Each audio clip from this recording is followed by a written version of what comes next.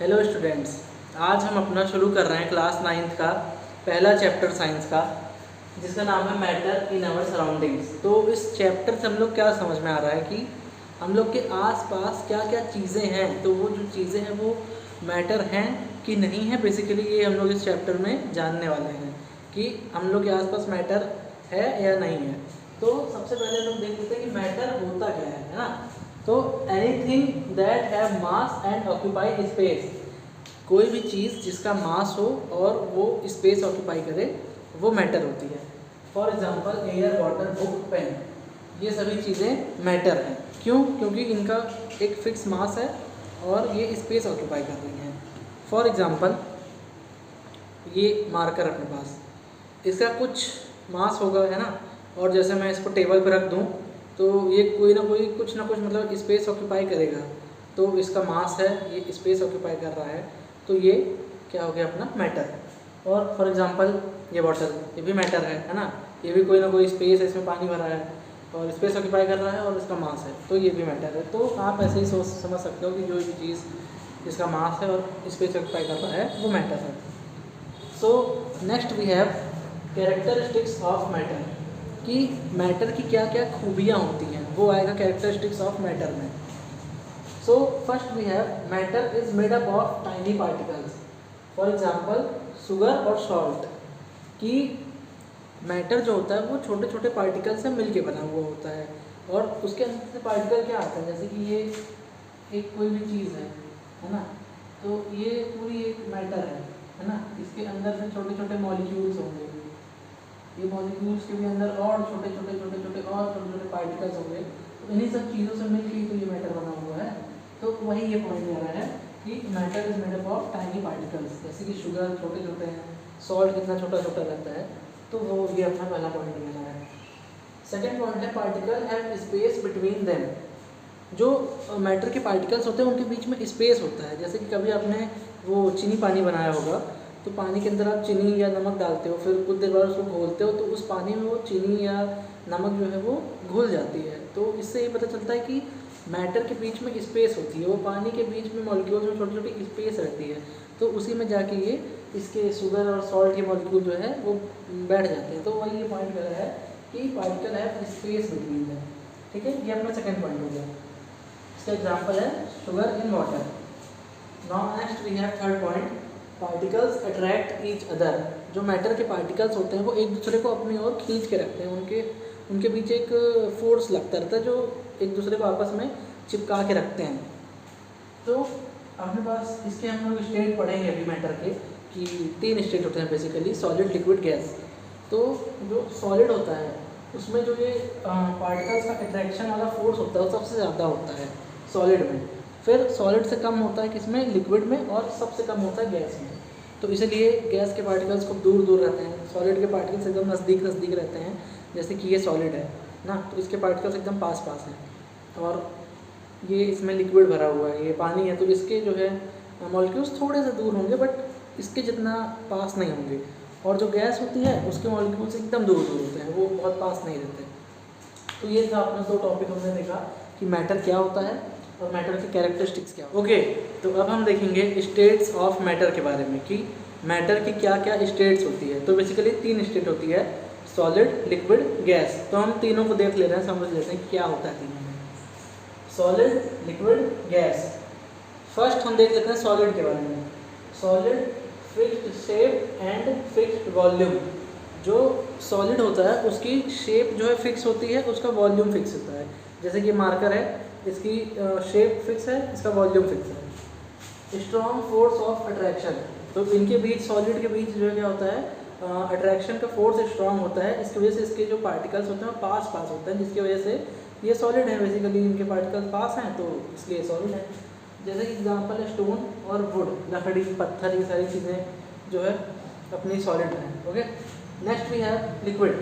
Liquid क्या होता है कि इनका शेप फिक्स नहीं होता बट इनका वॉल्यूम फिक्स होता है। फॉर एग्जांपल मिल्क और वाटर, इनका शेप फिक्स नहीं है, वॉल्यूम फिक्स है। शेप क्यों फिक्स नहीं है, क्योंकि इनका जो है मतलब किसी भी चीज़ में आप पानी को डाल दो या दूध को डाल दो तो उसी का शेप ले लेती हैं। जैसे मैंने आपको बताया ये पानी की बॉटल है, तो अभी ये जैसे मान लो यहाँ तक भरी रहती है, तो ये पानी जो है इस बॉटल के शेप में होता है। इसको मैं किसी रेक्टेंगुलर कंटेनर में डाल देता या ट्रायंगुलर कंटेनर में डाल देता, तो ये पानी उसका शेप ले लेता।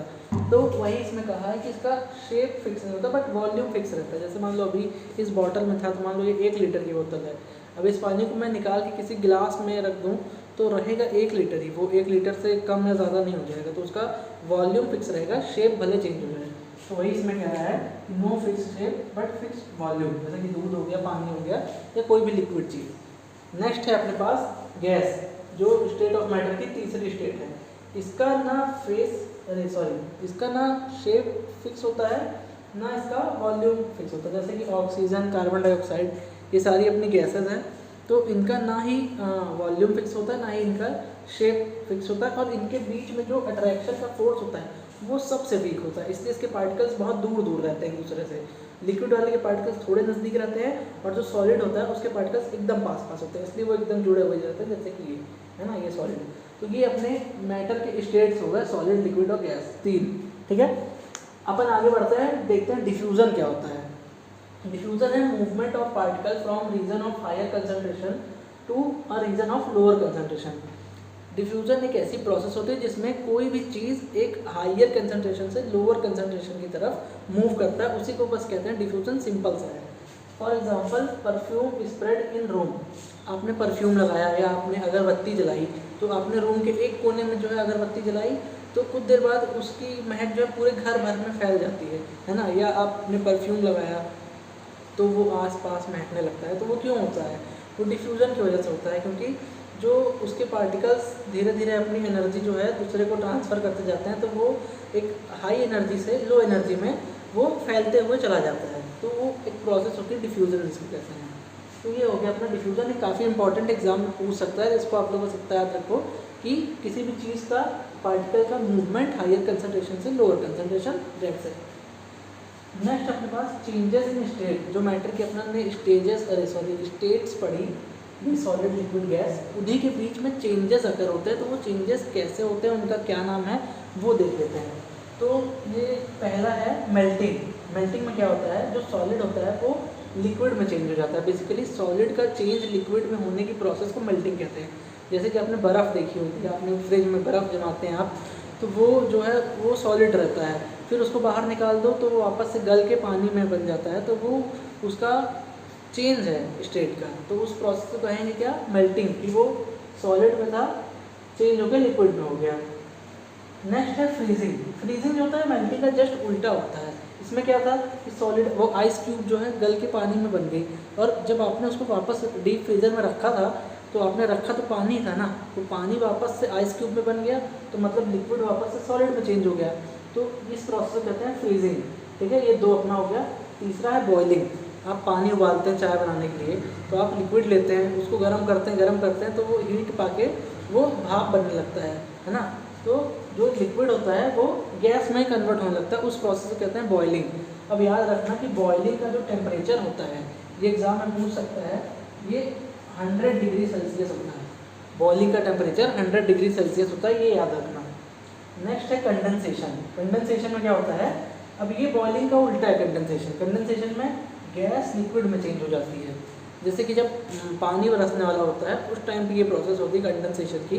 जब ओशियन वगैरह में सनलाइट पड़ती है ओशियन पे, तो वो पानी जो है बॉयल होके इवेपोरेट हो जाता है, और ऊपर जाके आसमान में वो अपना टेम्परेचर का कुछ चेंज होता है, उसकी वजह से जो वेपर्स होते हैं वो वापस से कंडेंस होके वापस से लिक्विड में कन्वर्ट हो जाते हैं। वही पानी जो बरसता है वो वही लिक्विड रहता होता है। तो ये कंडेंसेशन की प्रोसेस है, जिसमें गैस जो है वो लिक्विड में चेंज हो जाती है। अपनी एक और प्रोसेस होती है जिसको कहते हैं सब्लिमेशन। यहाँ मैं साइड में लिख दे रहा हूँ, सब्लिमेशन। इसमें क्या होता है, इसमें सॉलिड पार्टिकल जो होते हैं वो डायरेक्टली चेंज हो जाता है, किसमें, गैस में। सॉलिड से डायरेक्ट गैस में कन्वर्जन हो जाता है, उसको कहते हैं सब्लिमेशन। इसका एग्जांपल है कि आपने कपूर जलाई होगी या कपूर घर में देखी होगी, पूजा वूजा करते टाइम जलाई जाती है, तो वो गोल गोल रहती है सफ़ेद कलर की, वो सॉलिड के फॉर्म में रहती है। उसको आप जब जलाते हैं तो वो वेपराइज होकर ख़त्म हो जाती है, तो वो डायरेक्ट सॉलिड से गैस में कन्वर्ट हो जाती है। तो इसका एग्जाम्पल है कपूर, ठीक है। इसको इंग्लिश में कैम्फर कहते हैं। ये प्रोसेस होती है सब्लिमेशन की। तो ये अपन ने देख लिया मैटर के state, solid, liquid, gas, diffusion process देख लिया कि पार्टिकल का movement higher concentration to lower concentration, और ये चेंजेस इन स्टेट की स्टेट जो मैटर की होती है कैसे कैसे चेंज होती है उसका क्या नाम है। तो ये अपने इतना देख